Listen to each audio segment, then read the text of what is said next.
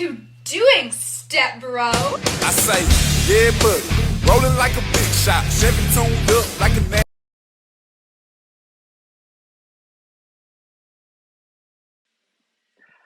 All right, welcome to the Hardwood Only Podcast. This is episode 2, and I'm Ritz, and that's Goose. Hey, Goose, we made it to episode 2, man.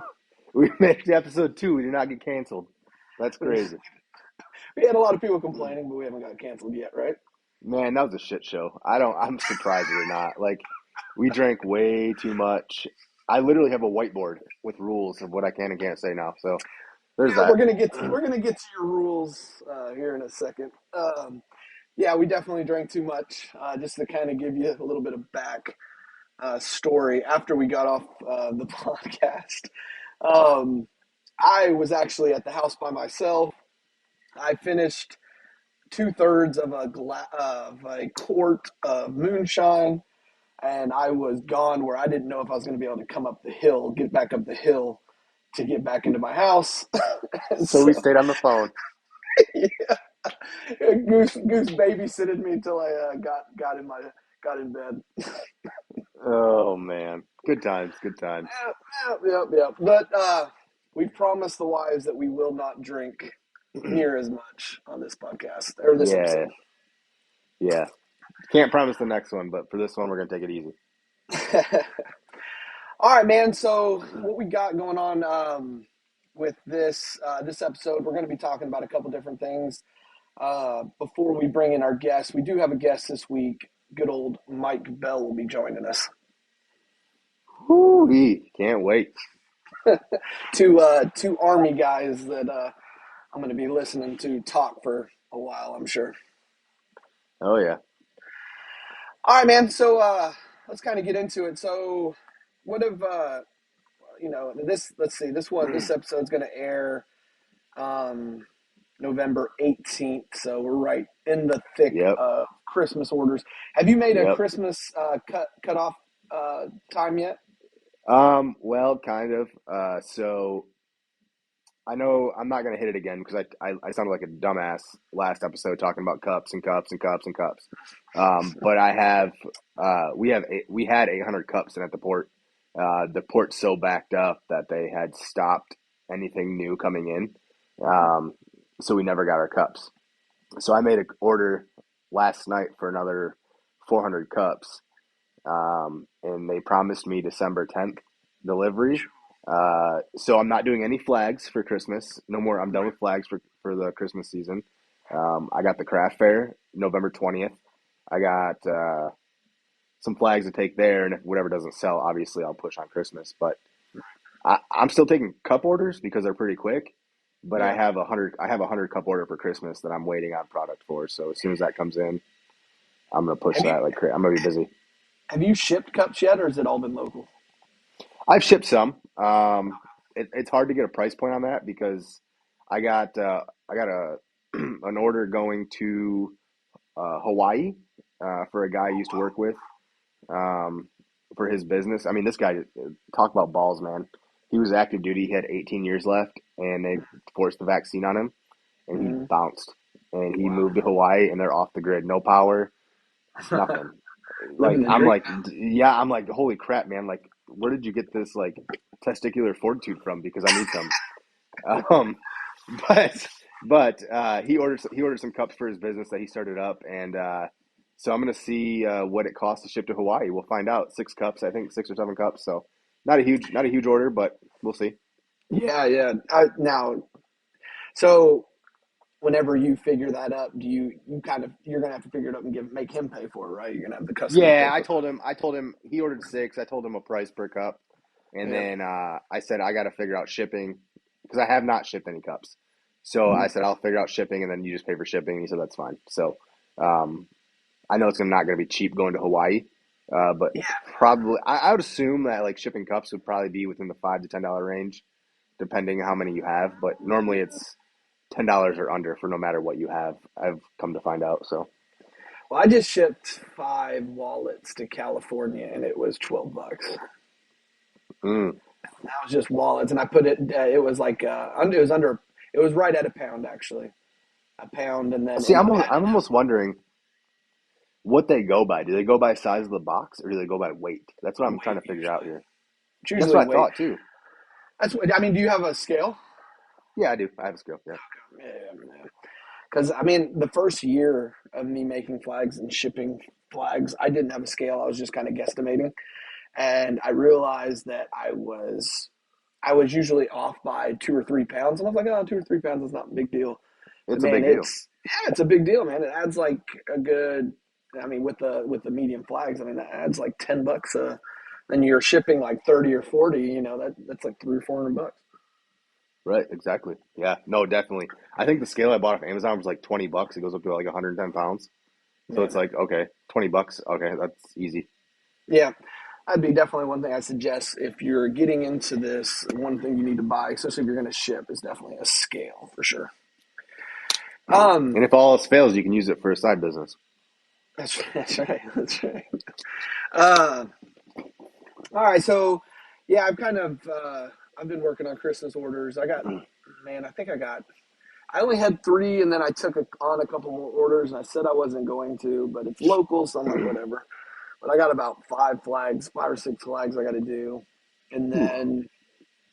then I got a couple cutting boards. Finally, people ordered. For some reason, I got to push on my cutting boards on my website for some reason, and then wallets and ornaments and all that kind of fun stuff. So So, Christmas question for season you: is upon uh, us. Yeah. on your cutting boards, are you ripping them, gluing them, throwing them through the No, hell planer, or are you? no. No, I'm going to TJ Maxx and picking that shit up. That's what I thought. Okay. Yeah, because I mean, people don't. Because if now in the beginning, that's what I was doing, man. I was buying all the hardwood and putting it and making really pretty cutting boards. But by the time you do that, man, you got like 20, 30 bucks in cost, and then it's taking you forever. And then no one Right. wants to buy it. No one wants to pay No. Yeah. 75 to Nope. $100. Nope. That's 100% accurate. I started going to the ordering the teak wood panels and Yeah, just cutting those down and then routering them to like put rounded edges and whatnot on them, and you can sell them for a little cheaper. I mean, you can get probably two or three cutting boards out of one panel. For the panel costs like $50, so you can right, sell them for 40 a piece and still make a little bit of money without a bunch of work. But it's just right. people are cheap. People are cheap, Yeah. man. Well, and I could go to TJ Maxx and I can get an olive wood cutting board for $15, laser something on it, and then turn around and sell it for 40. Hmm. So that's just kind of what I've been doing for the festival. I mean, the festival. I said the last episode, the festivals I didn't really do that great, but for some reason I don't know why, but maybe somebody saw it at the festival and then turned around and ordered it off the website. But it kind of sucks because it's like, man, if you're gonna buy, I'd rather you buy it at the festival where I can get paid cash and not have to report it. Right. No, I hear you. All right, man. So that's kind of what we got going on this week. Now you got.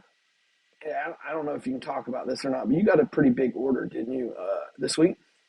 Yeah, I got that 100 cup order. Um, it sucks because I can't get.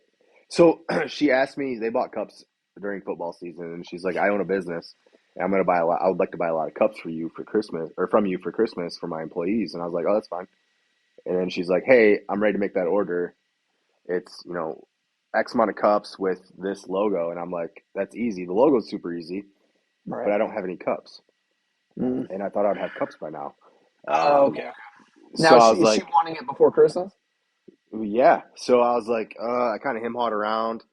Yeah. And I kind of thought to myself, okay, cool, this sucks. But Yeah. if I can, at the least, if I can price them accordingly and still buy them off Amazon, Right. regardless of if I make, we'll say $5 a cup, Right. which it wouldn't be that, it'd be more than that. But if I made $5 a cup, $5 per cup is better than $0 per cup. Yeah, for sure. You're So, making some profit off of it. yeah, I mean, because it only takes like 7 minutes on the laser. So, okay, yeah, I'm using laser time, but at the same time, the laser's made so much more money regardless. So I said, you know what, I'll take it and I'll take that gamble. And she's like, all right, cool. I said, I placed an order. It should be here December 10th. And then I'm going to grind out your cups and I should have them to you before Christmas. So we'll Now they see. I'm said stressing they out. said this, they said December 10th is when they're expected. They said, so I talked to this China man and he told me He guarantees it 30 days from order, and I did my invoice and paid all that money. Like, God dang, man! I tell you what, that was like almost $2,000, Right.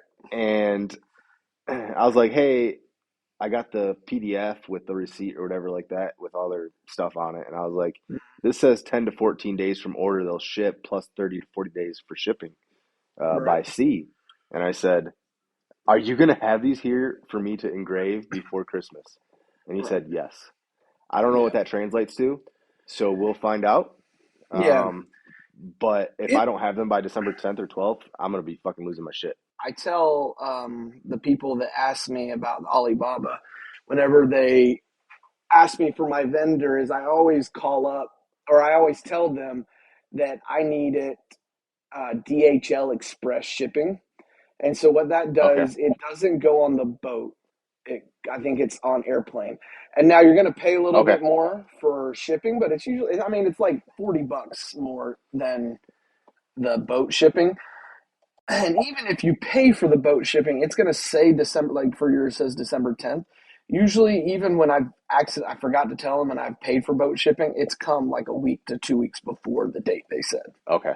Yeah, so this one was, they didn't give me an option. I haggled with them for a while, and I know what we got cups for prior, and I was telling the guy, hey man, I need these cups for X amount of dollars. And he's like, that's not even possible. We can't even make them for that. And I'm like, well, I have a receipt saying that you guys have made them for that. Right. Um, and he's like, well, that's not possible. And I was like, well, you can do better. And we went back and forth. And finally, I just was like, all right, man, I need these cups. Let's just fucking do it. It is Right. what it is. So I didn't know about the DHL thing though, because I'm gonna ask that next time Yeah. because I'm worried about the port. I'm worried about the port being closed, and that's gonna be an issue. Yeah, and that's kind of what I told the lady whenever I can't remember the lady that I talked to with mine, but I kind of tell her, um, hey, whatever the fastest shipping is, like let me know the options because I don't want to pay like usually with the wallets with my big wallet orders, usually I pay about $200 in shipping, but I'm ordering like over $1,000 worth of, over 1,000 wallets, so it evens out. Yeah. Yeah, but you've got to talk to them. That's one thing that some people don't realize that you gotta message them and kind of because you can get better deals and they'll handle most of the stuff. So Alibaba, it's not like they call it the Amazon of China, but really it's you really got to contact the seller to get the best prices. Don't just go off of whatever they say on their page. Right. And that's what it is. Like when he gave me the price per cup, I was like, "Oh, awesome!" And then he hit me Yeah, with like $600 in shipping, and I'm like, "Oh my god!" right, right. Was it were you just exaggerating with the shipping cost, or is that really what it was? That's really what it was. Jeez, dude, that's 'Cause that's crazy. 400 cups. Yeah, which I mean, what's a cup weigh about a half a pound each? I mean, that Yeah. makes sense. So I know you mentioned in the beginning you you kind of have some rules that you kind of got laid down on you that you got to follow. Well, I'm just trying to be a better person, right? Because if we have sponsors and stuff, they're gonna Right. kick us based on my lingo. I don't, I'm not a bad person. I just have a lot of adjectives. Got very colorful adjectives. There ain't nothing wrong with that. But No, no. but yeah. So after the first, and really, when I listened to the entire podcast, the last podcast, I didn't realize it until I made that goose highlights video. And then I was like, Yeah. God, it was like 6 minutes straight of us cussing. I'm like, all right, maybe. Well, it's not even the cussing, like, because that's in my lingo. Like, if like you ask my kids, like, my kids are gonna know, like, if they talk shit to somebody, they're gonna know how to talk shit to people. Yeah, You know yeah, what I mean? Like, my wife worked at the school. right. When she worked at the school, she's like, you won't believe it. Some little kid came up to me today and was like, they called me a bad word, and she's like, well, what did they call you? And the little kid's like, they called me a damn it, and I'm like, that doesn't even make sense. Like, my kids are gonna be like, you're a fucking pussy. Like, you know what I mean? Like, they're gonna know what to say. Yeah, it's kind of I don't really cuss at the kids, but they definitely hear us cuss. Like Oh I yeah. just kind of talk normal. I don't cuss at them, but definitely talk normal. So that's kind of how it is with us too. And I not to get too deep into it, but I've read my oldest son's about to turn 16. I've read his text messages. I know how he talks. And then my youngest, he's the baby of the family, so I'm kind of holding out hope for him. But then I've heard him talk shit on Xbox, so I'm like, yeah, no, he's got a mouth like his brother. Yeah, exactly. But at least they're going to know how to talk shit, like you said. If they get into a situation, they're going to be able to run that mouth. That's exactly what you need. All right, so let's. How many rules you got up on the board? 1, 2, 3, 4, 5, 6. I can't say the R word. Yep. I can't say the H word. Yep. I can't say I'll slap people with Bibles. Now, who said that? Who came up with that rule for you? My wife. She said you can't say you're gonna slap Jesus people with Bibles, and I said that makes sense. Calm down on using fuck, but it's okay if you can't. Right. It's in my lingo. It's an adjective. Don't say and talk slow, but not R word slow. We got to come up with another word for R word because that adjective fits so well with some of the people we deal with, though. It does. It's literally every person that asks a question on the flag page. Right. And so we're gonna have to come maybe dumbass. Or Canadians. I don't know. Yeah, that works too. I don't think we have many Canadian people. We have a few, but not many. So those are my rules. I'm gonna try to abide by. We'll figure it out. All right, man. So I'm trying to get through some stuff before we get to bring in Mike Bell, but I did want to hit on the dumb post of the week. Okay, so I don't even know which one you're gonna talk about because I have no idea because there's so many. So this one, I'm going to say his name. He's not in the group anymore. John Jarocki, I guess his last name is John Jarocki. Oh, You know what I'm He's I think so to give some background on this post, we were plugging the podcast in the flag group, and there's an option where you can do at everyone in there, and it gives everybody in the group a notification. Yep. Now, when you get a notification, all it does is just give you a little number and say, hey, you got a notification from this group that you're tagged in, right? So not that big a deal. But apparently to John, he posted on November 3rd, he said, I am tired of the everyone shit. Bye. that was the first time I ever heard of it. I never heard. No one's ever done that. Yeah. So he said, I am tired of the everyone shit. Bye. Now, when I first read it, I thought he was just saying, I'm tired of everyone's shit. Bye. I'm like, dude, me too, man. I feel you. But then I realized what he was talking about. He's talking about what I posted. And, man, it got 153 comments. Kevin Andrews said, I have so many questions on this one. Speaking of Kevin Andrews, I want to give him a shout-out real quick. He had a grandbaby born today. Yep. So congratulations, Kevin. That's awesome, dude. Yeah, congratulations, big dog. I'm going to read through some of these comments. Sean Don't Donnelly. read mine. I think I commented. Yeah, I'll get to yours. It says, damn, already? He only joined on October 20th. And so he was in there 2 weeks. Josh Elmer said, I'm literally here for everyone's shit. Yeah. The one I like, and I've heard it before, but it's always a good one, is this isn't an airport. You don't have to announce your departure. Exactly. The Goose said, you sound like a Twizzler liquor. That's me. That's me. What's a Twizzler liquor, Goose? Use your imagination. I like Twizzlers, though. I know. I bet you do. But I like the red ones, though. well, yeah. I mean, we're keeping this G-rated, Ritz. I'm trying not to break my rules. I'm not a good influence. All right. He sounds like a fucking pine cone is what he sounds like. I tell you what. But, yeah, so literally he was in there for 2 weeks. Yeah, because we piss people off quite a bit and usually kick them out. But I'm going to, guess what? I'm going to add everyone. His stars are probably upside fucking down. Bro. I mean, honestly, this is a comment I kind of want you to answer because it is kind of funny in our group is the shit talking posts and the stupid ass posts get more attention and more comments. So John Mays said, why does stuff like this get more attention than the artwork? Because this is what happens. Because I get fucking tagged in this shit by Levi to come talk shit. That's what happens. Like I get a tag, he sends me a message. They call him. I said call him the wrecking ball. Anytime anybody wants something talk shit about, they always tag you into it. It's like you're like the little bulldog of the group. Yeah. This is why you always spend time in Facebook jail too. This is why I have a rule list. That's right. Yeah. Bell probably thought we forgot about him. All right, we got Mike Bell.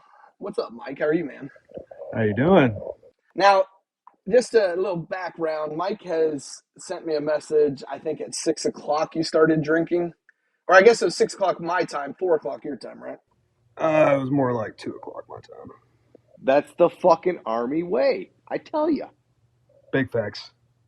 Hey, I'm celebrating the fact that I got a great deal on this smoker right now. So have you smoked anything yet, or are you just prepping it?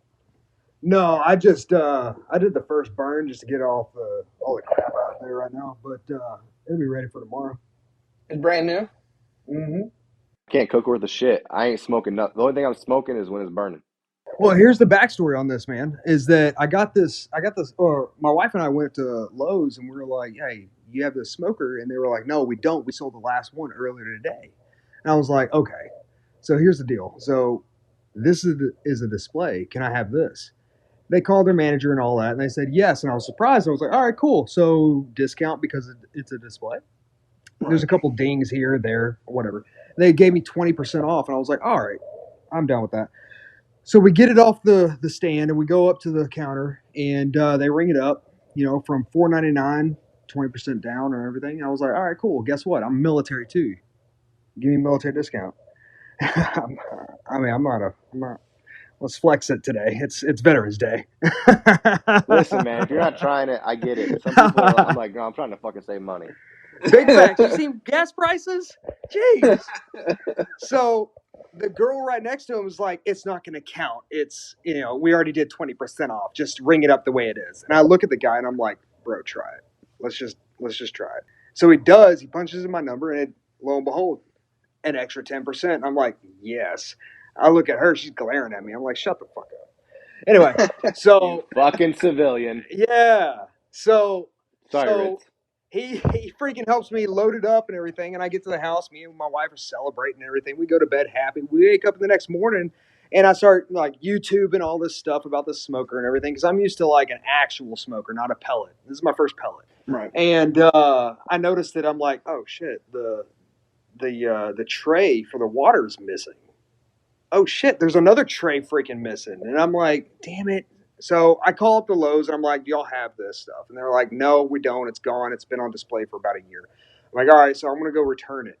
So I go return it. They give me my all the money back on a card, but I look at the receipt when I leave, and it's not for $380 for this $4.99 plus tax that I paid. It's for the entire I think it was like $540.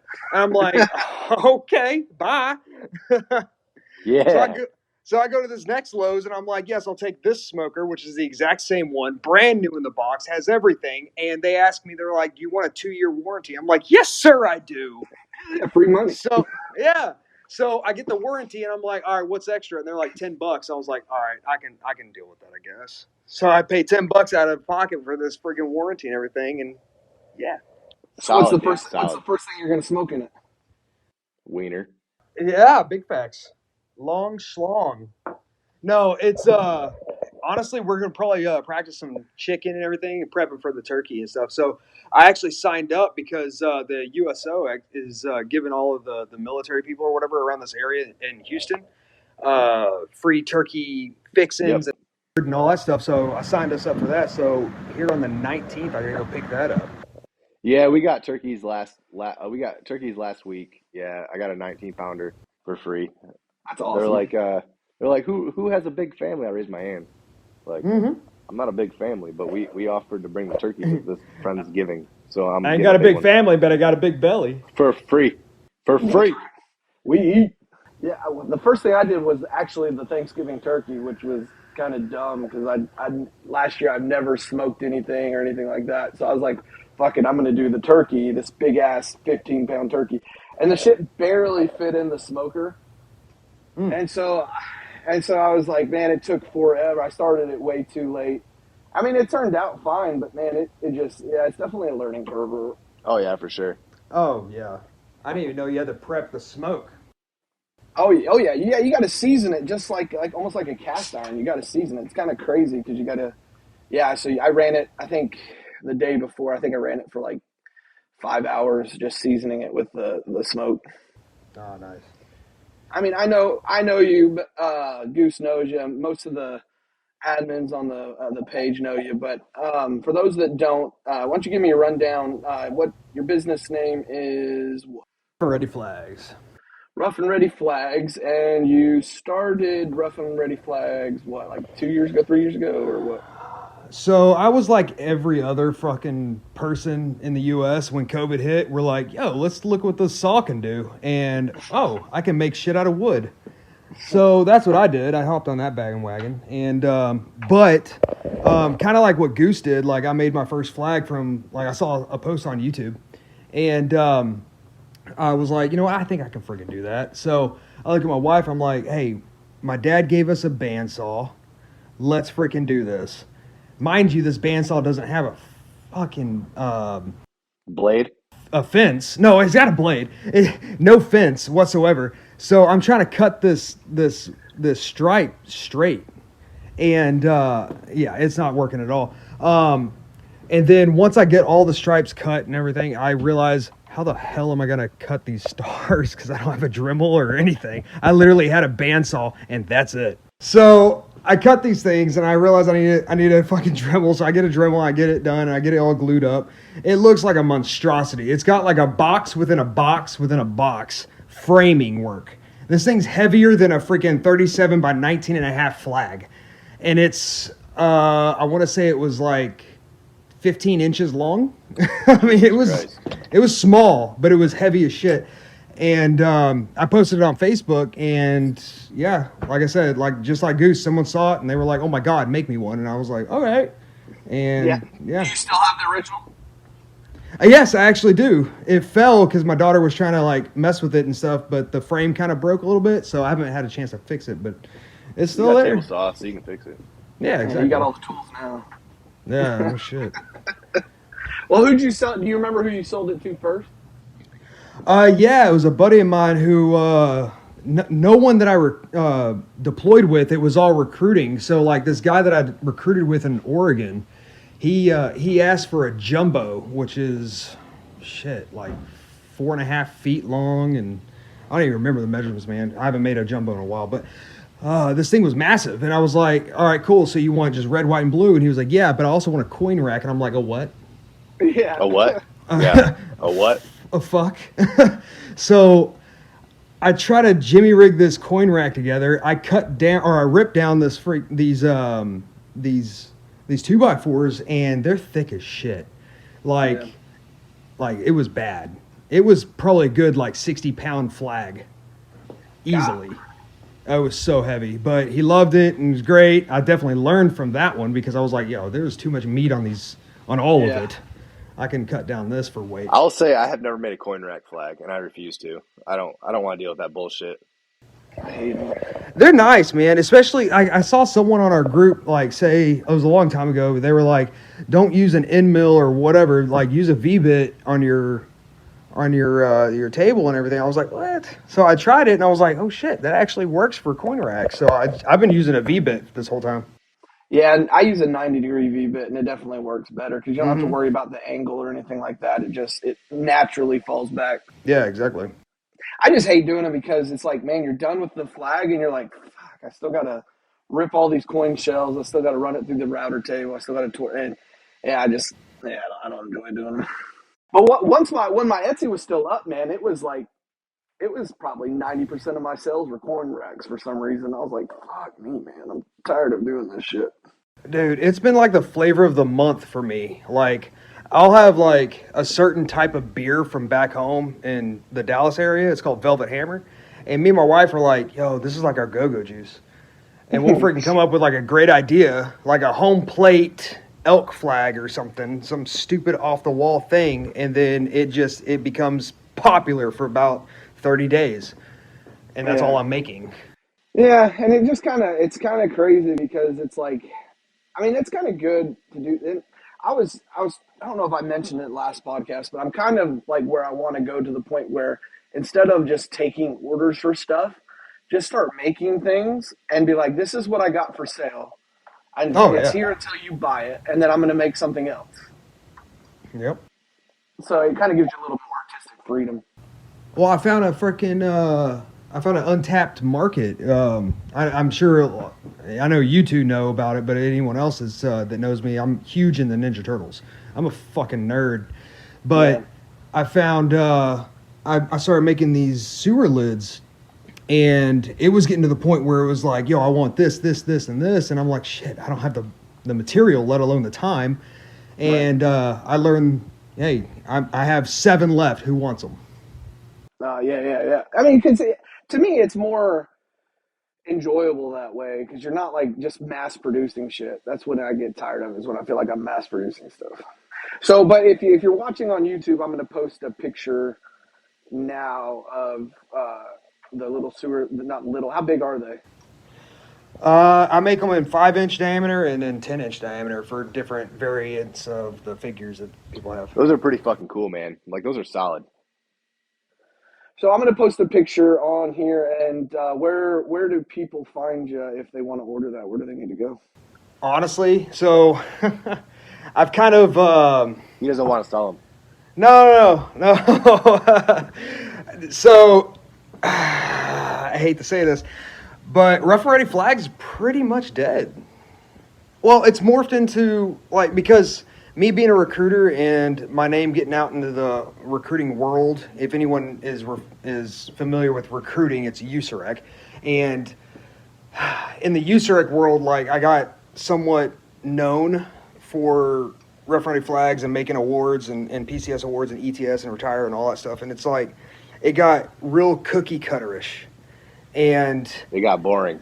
oh, very. And like, believe it or not, one day Lee Edwards, like, he messaged me one day and he was like, hey, I got a project for you, or I got a challenge for you, actually. And I was like, what's up? And he was like, he said, check my email. And I was like, I checked it, and it was an octopus with like a dagger in its head and stuff. And I was like, the fuck is this? And he was like, He's into some weird shit, man. I tell you what. oh, I love it, man, because like before I got into the Army, I was all about art. It actually got accepted into the I can't remember this. Let's be real. That was equal opportunity. You know, I mean, well, he sent me this, and I was like, all right, so what do I do? And he was like, make a flag out of it. I was like, how the fuck do I make a flag out of an octopus? And I was like, wait a minute. So now you got my gears turning. And I made this thing, and he was like, now the challenge is you carve it and then you hand paint. I was like, all right. And we all know Lee. That's what he does. I don't challenge Lee. That motherfucker's the. I'll challenge him. You know what? I'm throwing it down right now. I know. No, Like- he's seen the shit I can produce. No, I'm challenged Lee. Lee, if you're listening right now, I challenge you for the next one, dude. I challenge you. No, I love I'm you, not bro. challenging him. I'm not. Goose is not challenging anybody, especially Lee. I can't paint worth a shit. I was having to paint a red thin line flag, and it's like just a little bit tattered, so it's not straight lines. And I'm Yeah. like all fucking like trying to wipe it off of the stain when I get it. It's all stuff in there. I was like, I don't understand how he does that shit, man. Dude, he's talented. He really is. Like, oh He my is. God, He's man. very talented. But like, honestly, ever since that challenge that he had me do, it's a gift and a curse at the same time, because he rekindled something in me that I forgot, and I've been dealing with these cookie cutter things, and I just got like, it was like, what the fuck am I doing? Right.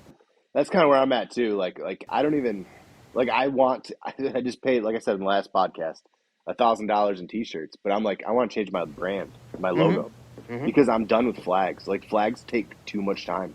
Yeah. And they're so mundane. Like, it's so boring. Like, It they're the is. same thing It is. over and over and over. Don't get us wrong, like, we love the American flag, but it's 50 stars or Betsy Ross, or, you know, there's only so many Right. variants you can do. There's no and creativity in it anymore. no, Right. there's not. There's no challenge. And honestly, I think it's a good and I think that's why a lot of us started in it, because when you're starting in woodworking, it's a good thing to start with, because it's not. I mean, it's difficult at first, but it's not a super challenging project. You know, Yeah. for the most part, you can just buy the 1x2s and put together flag and then carve the stars, and you have this Yeah. woodworking Yep. project. Yeah. But once you kind of mass produce it the way we have, it's like, God, it's like a job. This is not fun anymore. There's no challenge in it. There's no artistic Don't to even it. get me started on mass producing, man. I had 3 Yeah. fucking CNCs. Yeah. Yeah, dude. I was talking to a guy. There's a local guy. Well, I would say local. He's like 3 hours away. He's on the other side of the state. And I was like, he closed his business, and he was a guy that I reached out to when I first started building flags as well. And we talked, and he does all laser shit. And he's like, I'm closing up shop. I'm gonna send all my clients to you, and I'm like, that's fine. So literally last night, I texted him and I said, you ready to sell that CO2 yet? Jokingly, and he's like, here, talk to this guy. So I talked to him about getting cups and stuff like that, which I'm not getting cups because he wants $10 a cup. So that's even over Yeah. Amazon prices. I No. don't give a shit if they're American made. Like, I'm trying to get a profit. Right. Secondly, he's like, my neighbor's selling the CO2 for $2,300 with 2 rollers and all this shit. And I'm like, oh, okay. And I told my wife, and she's like, it's Christmas time. We can't do that right now. And I'm like, I know, but I'll sell the CNC. And she's like, no, the CNC flags look way better than fucking the star flags. Like when you laser them and put the 3D stars on the Union or whatever. And I'm like, so now I'm stuck with a CNC, and now I got to buy another laser. Yeah, but I honestly, I feel like, and that's kind of where I was with with the festivals and stuff, because I would bring my normal flags to like festivals, and then I realized, honestly, I don't think the common customer really gives a shit. They just want something that looks good. So I don't think Exactly. they care whether it's carved or whether it's lasered away, as long as it looks good. It all boils down to sell the brand, not the product, man. Like Right. you're over here selling Jeep shit. You know what I mean? Yeah. Like who gives a shit if you made it? It's the fact that it has a Jeep on there, and that's what you're gonna highlight because you're at a Jeep Right. festival. You know what I mean? This is 4-wheel drive, all American, war winning muscle, motherfucker. Buy this shit. Yeah, they just want the logo. I mean, that's all it is. They just want the Exactly. brand that they want, and so they can hang it up, and it just goes with whatever they're doing. I mean, that's why, like, if I go to any festival, I bring Harley Davidson stuff, I bring Jeep stuff, and I bring Georgia stuff because I know it will sell. And I stopped taking the multi-piece flags. I take the panel flags, and that's it, because I'm not wasting time putting together a $150 flag that people don't want to buy when they could buy a $60 panel flag. Amen. Yes, and we made the mistake. I think it was our second or third to the last festival. Me and Sarah did was we brought a lot of 2 feet flags, like our small version of our flags, and we were or 2 feet. It was like a foot and a half maybe. But we brought a lot of those because we were like thinking in the process, like, okay, people don't want to carry around a large flag, a No, 37 they inch don't. flag. And they don't want to spend all that money. They want to spend Yeah. $50 or under. Yeah, exactly. So we brought like fucking like 75 of these damn little flags, and it took me forever to do all variants, you know, and color and stuff. And we sold maybe 3. You know what sold the most? Our damn What? pins that we turned. I was Yeah. like, God dang. And they were Well, just that's as pretty expensive. lucky because I don't turn pens. My dad turns pens, and the pens, dude, it's addicting to do. My dad says, but man, they're hard to sell. Like even for us, anyway. For us, it's hard to sell. No. I disagree for the hard because like if you're doing the slim ones that twist to open and stuff, yes, that takes a little bit more time. But if you're doing the bolt action, people love the bullet and the rifle and all that. But guess what? You're only turning is 1 piece versus Right. 2 pieces for the slim. Right. And What are like you selling your bolt action at? $50. That's it, man. Woo-wee. $50. Well, here's the better, thing right? though, because I also have a lathe, this exact same lathe that I have No. for my son, Brady has the lathe. Brody. Brody has the Yes, lathe. Brody has yes. Brody has a lathe, and I have it to where it's on his level, so when he's in this wheelchair, he can turn it just fine. And the only thing I have to do is prep the stock. And once I have it prepped and everything, he puts it on the lathe, he gets it tightened, and he freaking goes to town and does his own design. There's child labor laws against that, though. Hey, whatever. As long as I get photos and start selling pins and he gets the profit, we good. That's right. Yeah, don't let Goose talk about legalities whenever he's mentioning he's letting his 13-year-old drink moonshine on the past one. You're feeding them alcohol. I'm selling shirts and shit. Speaking of that, I should have shirts on Monday. So y'all motherfuckers order them. Besides Ritz, I don't have big boy sizes, but Mel, you better hit one up. Do you make mine in too small? I got mediums. Mediums. Mediums? Little mediums. You've been getting into that 3D printer stuff too pretty hard, huh? Mm-hmm. So what got you into that? So, again, the Ninja Turtle group and stuff, I started seeing these people print their own crap, and I'm like, dude, I could do that. And with these sewer lids that I was doing, like, if y'all remember back in the 90s, like, when the Ninja Turtles first came out, like, the movie poster with them, like, peeking through the sewer lid, right? All four brothers, and all you see is their eyes. Yeah. First of all, let me back up. That poster scared the shit out of me when I was a kid. Because Donatello's staring right through your fucking soul, like, scared the shit out of me. Oh, such a big Ninja Turtle kid. Dude, oh my God. But, so, it came to my mind one day that I was like, you know what, I can fucking make that. So I carved out a sewer lid. I had the collectibles, they all come with extra heads, and I was like, you know what, I bet you. So what I did was I put them in the sewer lid, and I took a photo. I posted it, and people were geeking about it. And I was like, yeah, you know, $40 for a sewer lid, which is a great profit margin because, fuck, $40. They were so fucking cool. That was super cool. Yeah, that was awesome. People kept asking me if the heads were included. I was like, shit, no. You know how expensive these damn things are? No, how about $140? How about that? Right. But, yeah, so then I started seeing these people, like, print their own heads and stuff, and I was like, shit, I need to get a printer. And then a buddy of mine from back home in the Dallas area hit me up, and he was like, yo, I got an Ender 3 Pro, $100 with all these upgrades and, you know, 3 rolls of filament. Yours if you want it. And I was like, yo, deal. Yeah, that's awesome. Man, I got scammed. So you guys know that I got these 2 lasers sent to me and stuff like that. So I got a message. Yeah, we fucking know. It ties into what I'm saying. I'm not trying to say that. But I got a message. It was from I don't know, Chinese name. And anyway, she was saying that, hey, we have a 3D printer that we want somebody to test and do videos for. And it was very official looking email and stuff like that. Very similar to the one Adam Stack sent me. And so I was like, yeah, that's fine. I was like, you know, I'm down for it. We kind of talked back and forth. And then they wanted my phone number and all that shit, which is normal. They want your phone number and your address and stuff so they can ship it. But they said, they were like, but we require our testers to pay for shipping. No. And I'm like that was my first red flag. I was like, okay. I was like, all right, I'll do it, but I'm going to do it through PayPal, like, so I have protection. Because it didn't sit right with me. And it was like, I don't know if you've seen these fake Chinese, it's like these young Chinese women type on the profile picture that look like they're fake, you know. So I was like, all right, how much is shipping? They're like, it was like $52. And I was like, all right. I was like, all right. Yeah, so I was like, all right, I'll pay it. And I did the little protection thing. And the next day I went to, because I was thought about it all night. I was like, I need to, you know, just message back, like, just ask a question, just to see if they'll answer. Sure enough, I go back in there, and the profile's deleted. Of course. Track the email, and it's like for that PayPal that I sent it to, and it's like some Indian guy. And I was like, oh my! So I still haven't got that money back yet. But you got hosed.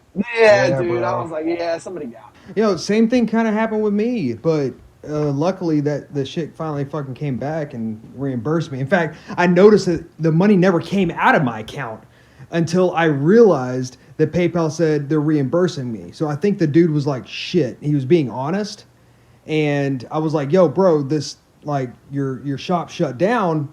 Where's my money? He was like, well, you can reorder through this place. I was like, no, I'm not going to reorder until you freaking send me my money back. And then I kind of chalked it up. It was like 2 weeks that went by, and I chalked it up to a loss. I was like, fuck it, it's $68, whatever. And then all of a sudden I get a notification that PayPal's reimbursing me. I was like, oh shit. And then I went back to my account, and it never got out, so I got a free $68 out of it. Oh, fuck yeah. Free money all the damn time. Hey, should have joined the military, bro. No, do not join the military. There goes some more sponsors. Thanks, Goose. It's fun for a minute. It's fun for a fucking minute. 2 minutes, maybe. So when did you join, Bill? I joined in 05. Jesus Christ. Yeah, I'm an old shit. You're a fucking BDU wearer, man. Dude, I was there when Christ was testing the spears. So right out of high school? About a year. I decided, I was like, I graduated. I was like, I want to be on my own. I started going to college and working a night shift graveyard job for a security company. Me and my dad got in a huge fight over my mom, me being disrespectful because I was a little shithead. And I got kicked out of the house, and I was like, you know what? Fuck you guys. I'm going to show you. I'm going to join the Army. Yeah, I'm going to join the Army. And then you got your shit pushed in. Yep. Very much so. And here we are 17 years later. 17 years, man. That's awesome. I miss it, man. I wish I would have stayed in the Army. I wish I no, I left the Army based on family reasons, right? Like, Yeah. it wasn't set up. The Army is not. If the Army wanted you to have a family, they would issue you one. Big facts. Big facts. They are not family oriented at all. No, I hear a lot of great things through the Air Force. Like, they give, like, financial classes and stuff. Yeah, Like, yeah, but I mean, don't get me started. Uh-oh. Anyway, but that was the best times of my life. I'll be honest with you. The best job I've had. Crewing 60s and maintaining 60s was a blast. But I forget, what was your actual job in the Army? The actual job is the MOS is a 15 Tango, which is a Black Hawk repairer. Yeah. But if you're not an idiot, you can fly. So I got pulled to a flight company immediately, and I did my whole time basically crewing 60s, running the back seat and stuff like that. So it was a lot of fun. It was a ton of fun. And then, So I may have called for fire or called for air support because I was infantry. I was like, yo, Goose, help me. dude, there's been so many times that we'd be on the fighter's net flying around and hear guys be like, we're in contact, blah, blah, we need support. I can't tell you. Like, when we were in Afghanistan 13, I don't even want to get started. Like, we were flying across, doing ass and trash, just picking up fucking people as far as, like, just AMRs. People want to go from one fob to another. Hang on a second. You said you were in Afghanistan in 13? Yeah. Was that the beginning, end, or middle? What? I want to say April to December of 13. March. Okay. I think April of 13 to December 13, yeah. Oh, that was your end? Or Yeah, beginning? so we got there, like, right around, I want to say, like, mid-April is when I got there. It was a 9-monther, because they just got rid of the 12-month. You were definitely there when I was there. Yeah, we were at Shank. Ours was Argonaut River Valley. RC Okay. East, if I remember. We were RC East, yeah. We covered all RC East. We were basically the QRF for RC East. But, like, you had Puli Alam, BBK, Yeah. we ran to Kabul, Bagram, Fob Airborne, all these other places. Damn. But I mean, we were running. Yeah, so when they had a green on blue at Fob Rushmore right outside of God, what was that place? What was the fucking fob that dipshit left?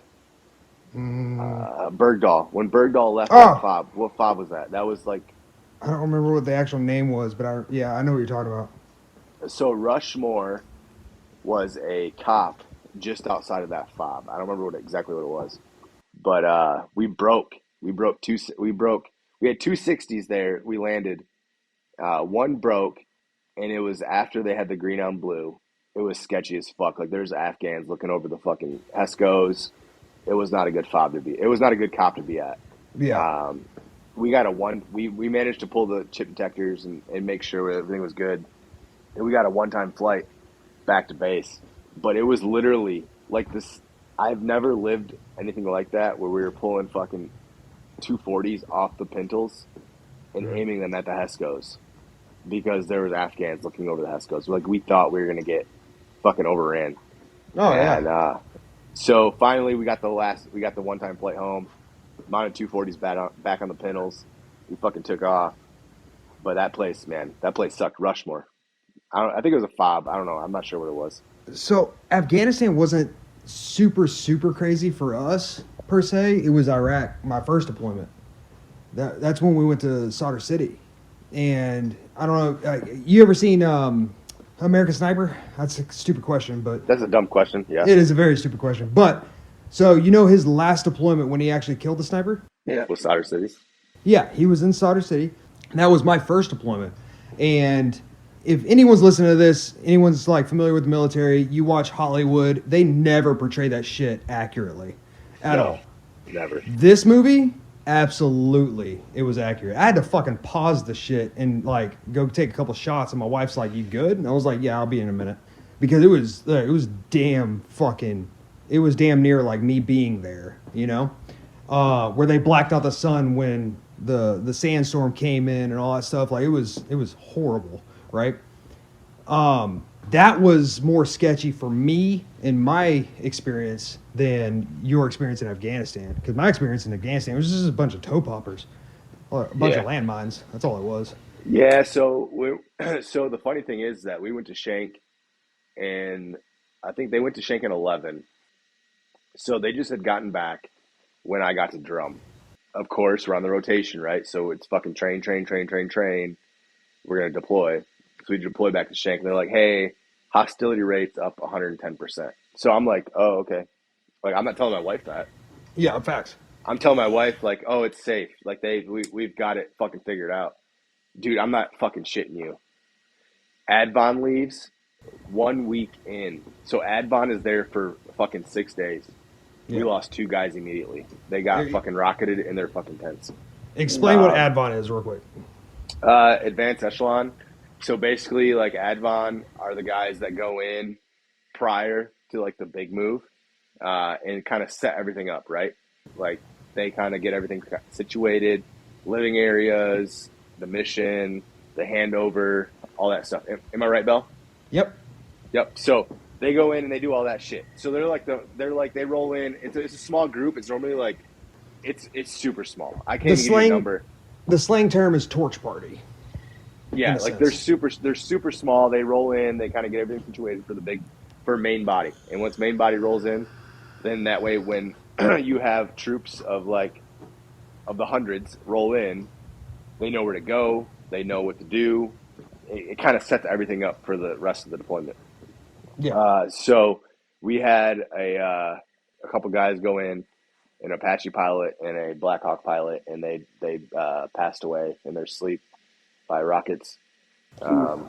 It sucked. And that was 1 weekend. In the fucking FRG, I tell you what, like don't get me started. Like I get the FRG, but the family readiness group, but they fucking emailed the entire family. Like that my spouses, fucking God. The dude. spouses don't need to know about that, man. That same shit fucking happened to us. They do not need to know. So my wife knows that these 2 fucking dudes got killed. Literally, I'm leaving in 3 days, and she knows now, like they just got killed.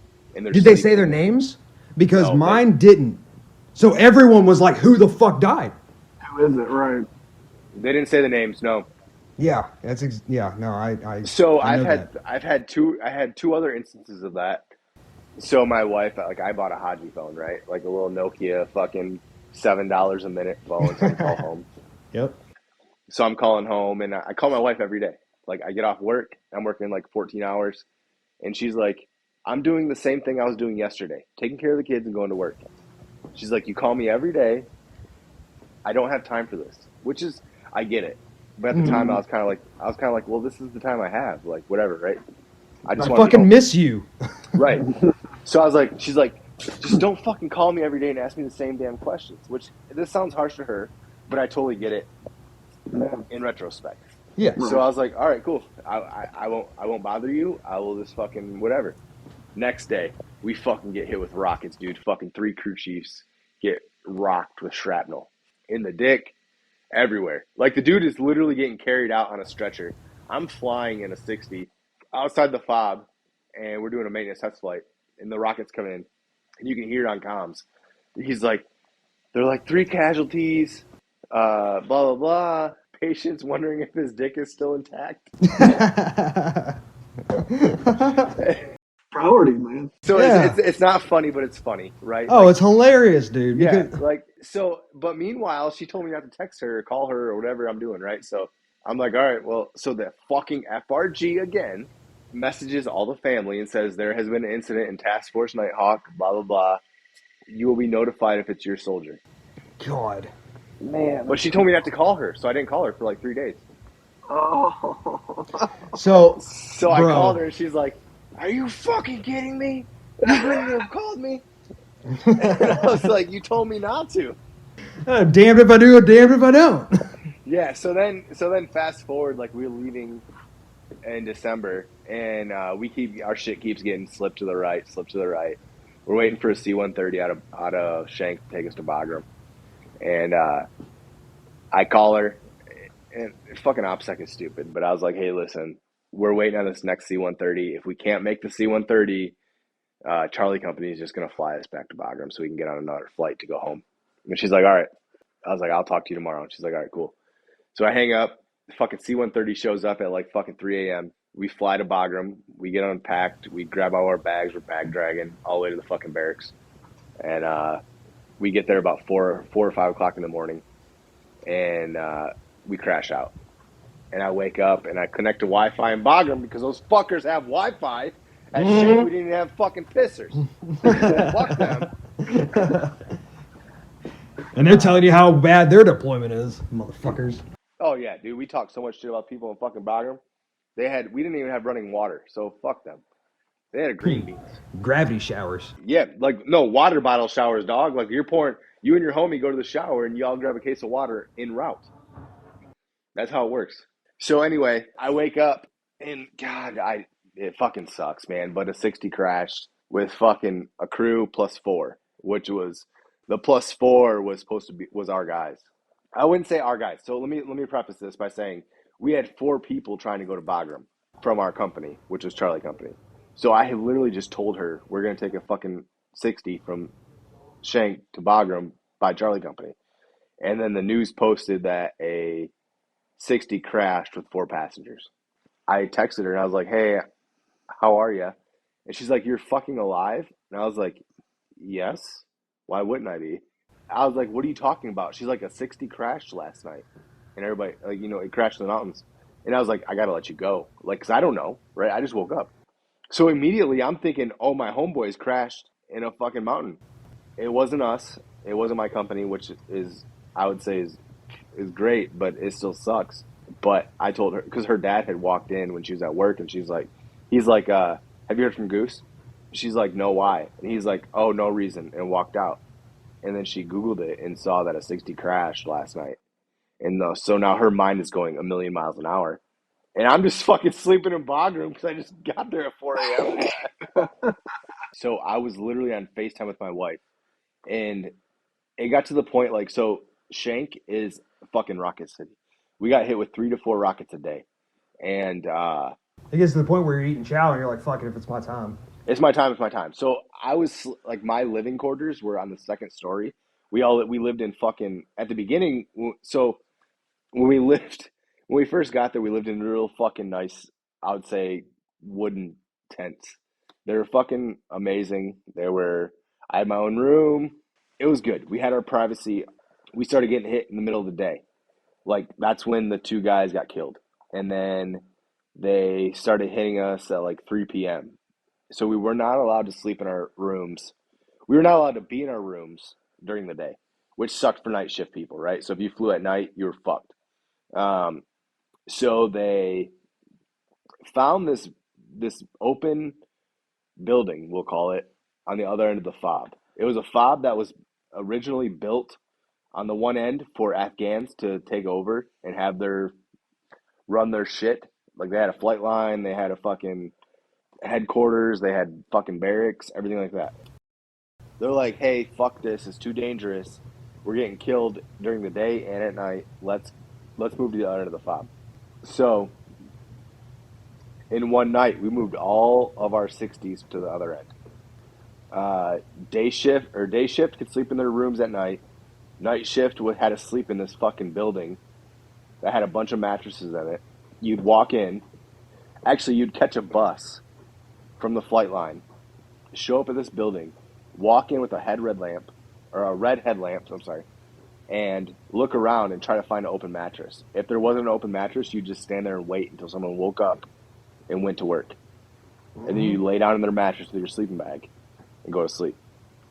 That was like 2 weeks, and then finally we moved down there, and they cleared the rooms out. We had fucking 5 people in like a Connex container, whatever the width is by length. I want to say like 10 by 12. We had 2 beds. People were sleeping on the floor, sharing beds, and then finally we got our own rooms.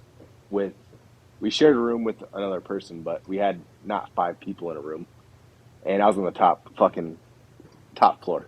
So to preface this, is what I'm getting at is, if I die, I'm going to die. Like, I'm not getting on the ground because I'm higher than the person standing up on the bottom floor. So fuck it. And I was FaceTiming my wife, and the incoming alarm came off, and I literally threw my iPad and laid on the ground and heard there's a big explosion, right? Because it hit right by us. And she just sees me running out the room, and that's it. How long till you were able to talk to her again after that? Probably an hour or 2. That's got to be man. Yeah, it's crazy, man. Deployments are not fun, but they are fun. I'll tell you what. How many deployments did you guys each go on?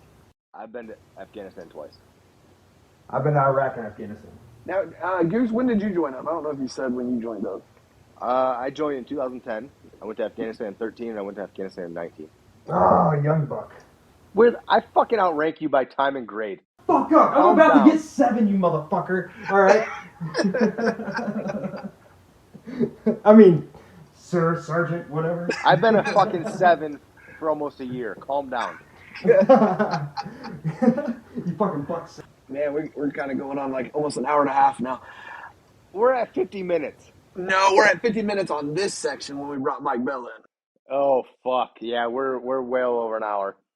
I did want to touch on a point real quick, and I'm glad we're doing it with Mike Bell in here, but you saw what I tagged you in, Goose, about the slow sales. I don't know. This time of year, it shouldn't be an issue getting sales, right? I mean, it's Christmas time. No, I'm turning them down. Right. But, when we first started, what was kind of your guys' go-to? Like, if you wanted to, because I'll say with me, I know that whenever I was doing flags and they're really starting to sell, I know I could make a post wherever, and it's a guaranteed couple sales. So what was your guys' kind of go-to? Hey, if I need a couple sales, I would do this. Shit, that's fucking easy. Santa trays this time of year. Santa trays were a hot commodity 2 years ago, last year, and I don't think I want to do any of them this year just because I need a break. But right.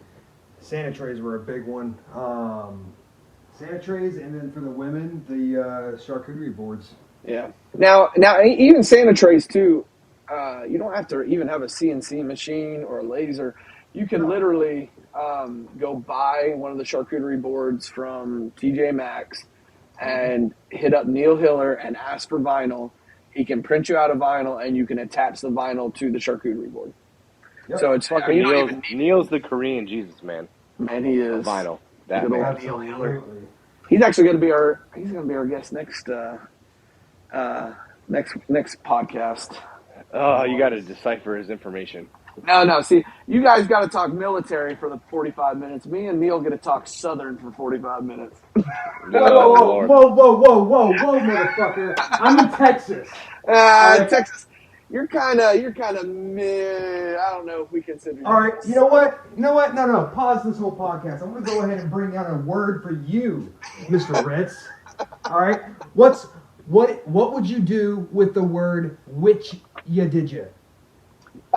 Man, it's funny you mentioned this because my buddy actually, after he listened to the podcast and he listened to Goose try to decipher things, that's exactly one of the words that he said you guys need to do.